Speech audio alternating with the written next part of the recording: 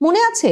আমাদের এই সরকার প্রধান তখন আমাদেরকে বলেছিলেন যে শুধু বাংলাদেশ না, পৃথিবীকে পরিবর্তন করার সুযোগ নাকি আমাদের কাছে চলে এসেছে, এবং তিনি বলেছিলেন আমাদের কাছে দরখাস্ত আসছে, আমাদের কাছে এতজন পাঠান, আমাদের কাছে যত পারেন পাঠান। মানে ডক্টর ইউনূসের কাছে তখন অক্টোবর মাসে দরখাস্ত আসছিল, এবং তিনি বলছেন এটা তো 2025 সালের কথা, 2026 সালে কি বলবে, 2027 সালে কি বলবে?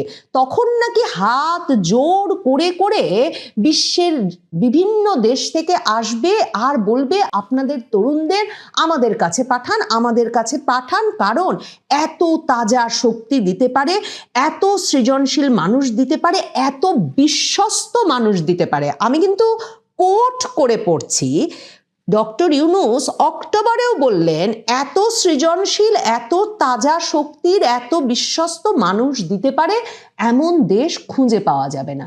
আর এখন এই জানুয়ারি মাসে এসে তিনি বলছেন বাংলাদেশ একটা জালিয়াতের কারখানা এবং এই দেশের কোনো মানুষকে পৃথিবীর কোনো দেশ নিতে চায় না, এবং তাকে বিভিন্ন দেশের মন্ত্রী মিনিস্টাররা এসব কথা বলছেন। কখন যে তার সঙ্গে এসব মন্ত্রী মিনিস্টারের সাক্ষাৎ হচ্ছে সে এক প্রশ্ন বটে, কারণ বেশিরভাগ দেশেই যখন তিনি রাষ্ট্রীয় সফরে যান আপনারা জানেন যে সেসব দেশের সরকার প্রধানের সাক্ষাৎ পাওয়া তো দূরের কথা, মন্ত্রী মিনিস্টার কারো সাক্ষাৎই তিনি পান না। অথচ এই ডক্টর ইউনূসই অক্টোবরে বলেন তার কাছে দরখাস্ত জমে গেছে বাংলাদেশের তরুণদেরকে যাতে তিনি বিভিন্ন দেশে রপ্তানি করতে পারেন, আবার তিনি এসে জানুয়ারি মাসে বলছেন এটা একটা জালিয়াতের কারখানা, কাজেই কেউ নিতে চায় না।